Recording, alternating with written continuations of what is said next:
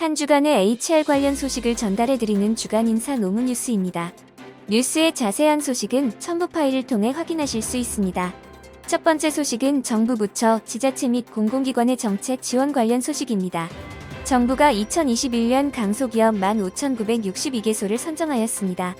고용노동부는 청년들에게 우수한 중소기업의 정보를 제공하고 중소기업에 대한 인식을 개선하기 위해 2021년 강소기업 15,962개소를 선정해 발표했습니다.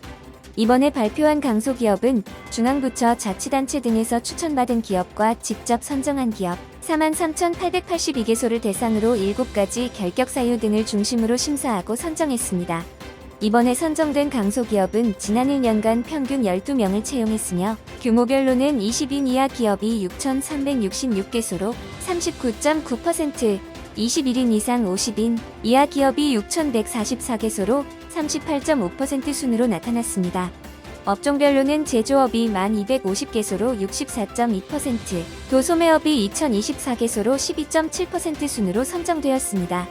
선정된 강소기업에는 워크넷을 통해 기업정보, 채용정보 등을 제공하고 네이버와 연계하여 기업 홍보를 지원하며 퇴직연금 수수료 할인, 고용창출 장려금 신청 시 우대하는 등 재정 및 금융 등의 혜택을 지원합니다.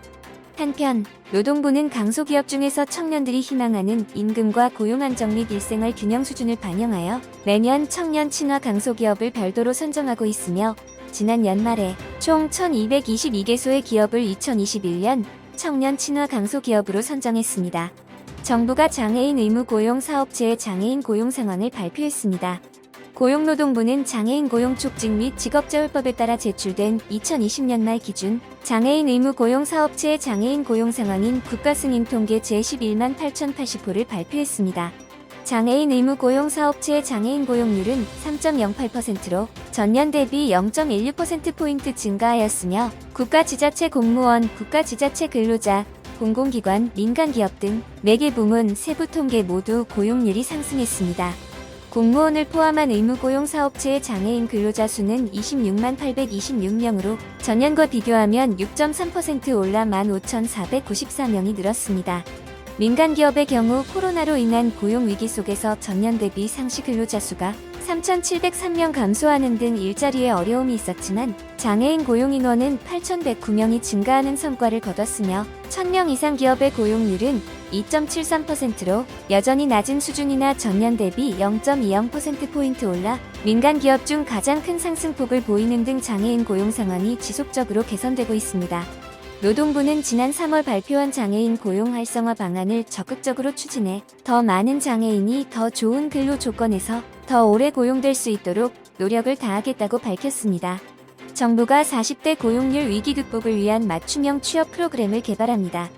한국고용정보원은 40대 구직자들의 고용률 위기 극복을 위해 맞춤형 취업 프로그램을 개발했다고 밝혔습니다.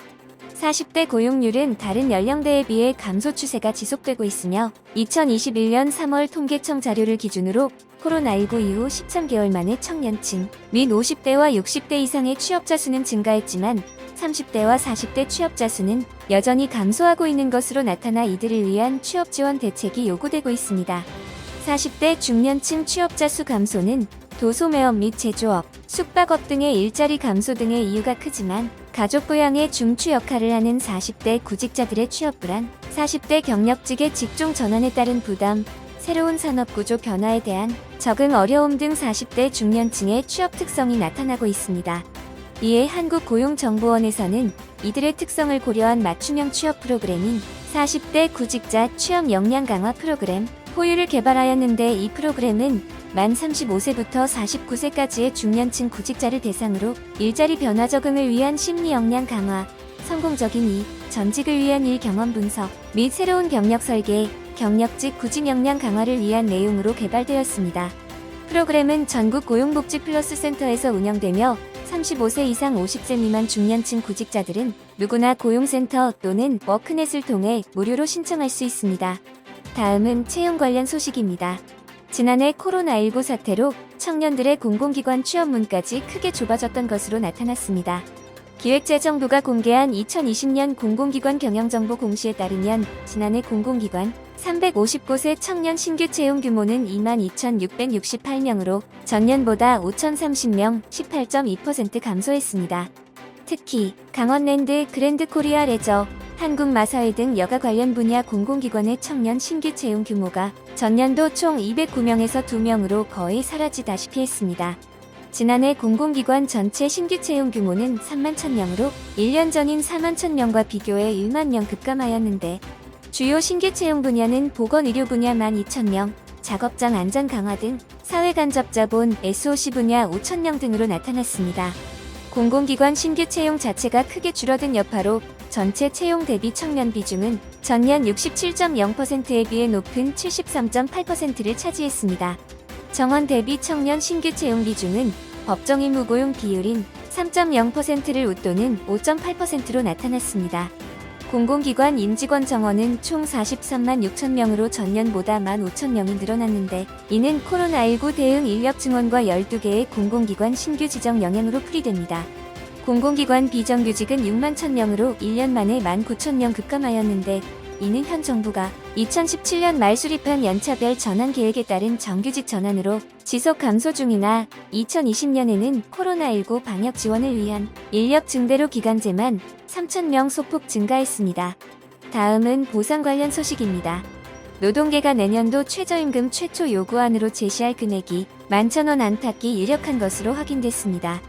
노동계가 1만원 이상을 제시하는 것은 올해가 7번째로 역대 최고 수준이 될 전망입니다. 노동계에 따르면 민주노총과 한국노총은 최저임금위원회에 제출할 내년도 최저임금 요구안을 11,000원 안팎에서 조율 중입니다.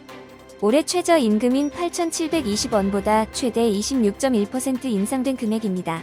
최저위 근로자위원회는 내년도 최저임금 요구안은 11,000원 수준에서 결정될 것이라며 구체적인 금액은 5월 말 확정 계획이어서 2차 전원회의에서 공개될 가능성은 높지 않다고 말했습니다.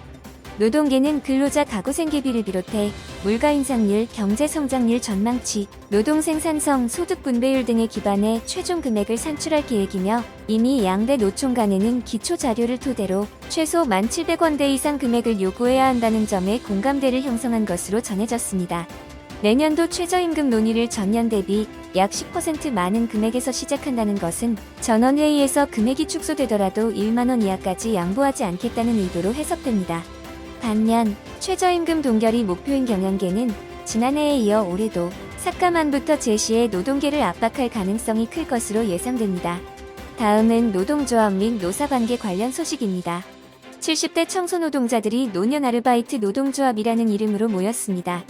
이들은 서울 전태일기념관에서 준비위원회를 열고 자신들의 삶을 담은 구술기록집도 냈습니다.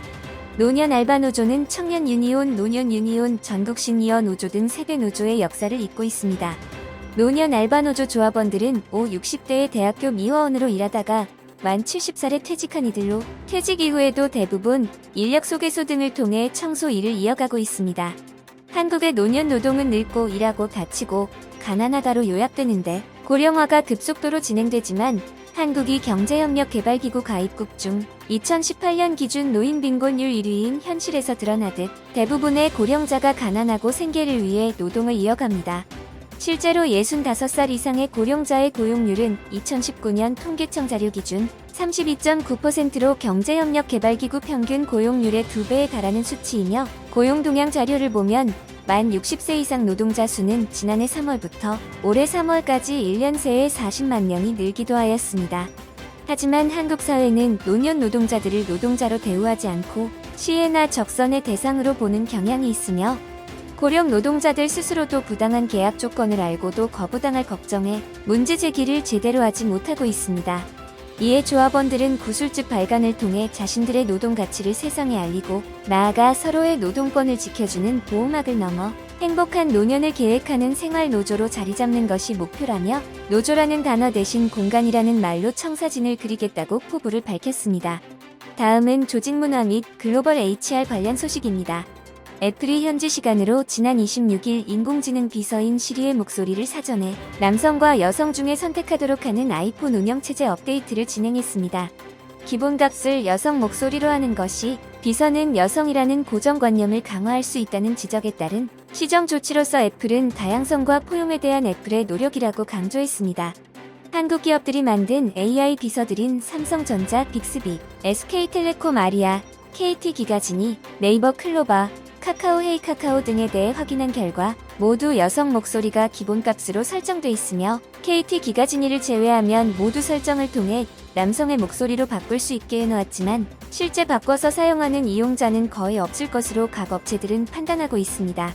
이들은 여성 목소리를 기본값으로 설정한 데 대해 이용자들이 여성 목소리를 선호한다는 점을 이유로 들고 있으며 여성 목소리가 전달력이 좋다는 반응이 많았다고 설명하고 있습니다.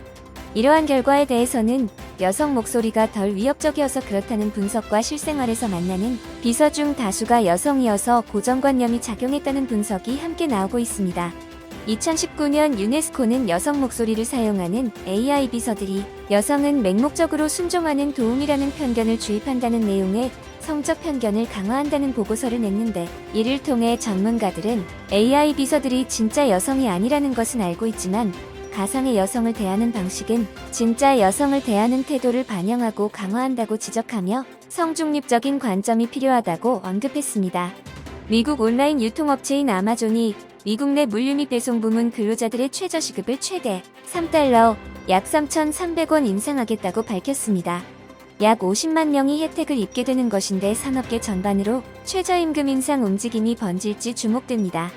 뉴욕타임즈 등 주요 외신에 따르면 아마존은 현재 적용 중인 최저시급 $15를 0.5달러에서 최대 $3 사이에서 올리겠다고 밝혔습니다. 이렇게 되면 바이든 대통령이 주장하는 최저시급 $15를 넘게 됩니다. 아마존은 이에 따른 비용을 $10억 정도로 추산하였으며 헨리 아마존 부사장은 성명에서 이번 결정은 이미 업계 상위인 $15 임금과 지난해 최전선 팀에 보너스와 인센티브로 제공한 $25억 이상에서 추가되는 것이라고 밝혔습니다. 아마존의 임금 인상은 이달 초 노동조합 설립 시도가 무산된 뒤 제프 베이조스 아마존 최고 경영자가 회사와 근로자들과의 관계 개선 필요성을 인정한 뒤 나온 조치입니다. 아마존의 임금 인상이 미국 재계에 파급 효과를 던질지에도 관심이 쏠리고 있습니다. 미국 내 아마존 직원은 약 80만 명으로 월마트에 이어 두 번째로 많으며 이 가운데 물류와 배송 부문 직원은 약 50만 명으로 집계된다고 뉴욕타임즈는 전했습니다. 비즈니스 인사이더는 최근 몇 년 동안 대기업들이 근로자들에게 지급하는 최저임금을 공개적으로 인상했다면서 이런 움직임이 업계 전반에 임금 인상 압박을 높일 수 있다고 지적했습니다. 다음은 노무 및 법률 관련 소식입니다. 가사 도우미가 70년 만에 근로자로 인정받을 것으로 보입니다. 국회 환경노동위원회는 29일 오전 전체 회의를 열고 가사 근로자 고용 개선 등에 관한 법률안의 상임위 통과 여부를 논의할 예정입니다. 법안에는 정부 인증을 받은 가사 서비스 제공기관이 가사 도우미와 근로계약을 맺도록 하는 내용이 담겨 있습니다. 그동안 가사 도우미는 근로기준법 적용을 받지 못해 근로자로서 법의 보호를 받을 수 없었는데 만약 가사 도우미가 정부 인증기관과 근로계약을 체결한다면 최저임금을 비롯해 법정 근로시간, 연차유급휴가, 퇴직금, 4대 보험 가입 등을 보장받게 됩니다. 다만 정부 인증기관을 통해 가사 서비스를 이용할 경우 각 가정의 비용 부담이 지금보다 늘어날 수 있는데 고용노동부 관계자는 최대 20% 정도 서비스 비용 증가가 예측되는 상황이라며 정부 인증기관을 이용하는 소비자에게는 세제 혜택 등을 주도록 법적 근거를 함께 마련했다고 덧붙였습니다. 가사근로자법은 판노위를 통과하면 법제사법위원회 심의를 거쳐 국회 본회의에 상정됩니다. 이번 주 주간 인사 노무 뉴스는 여기까지입니다. 다음 주는 더 유익한 소식으로 찾아뵙겠습니다. 감사합니다.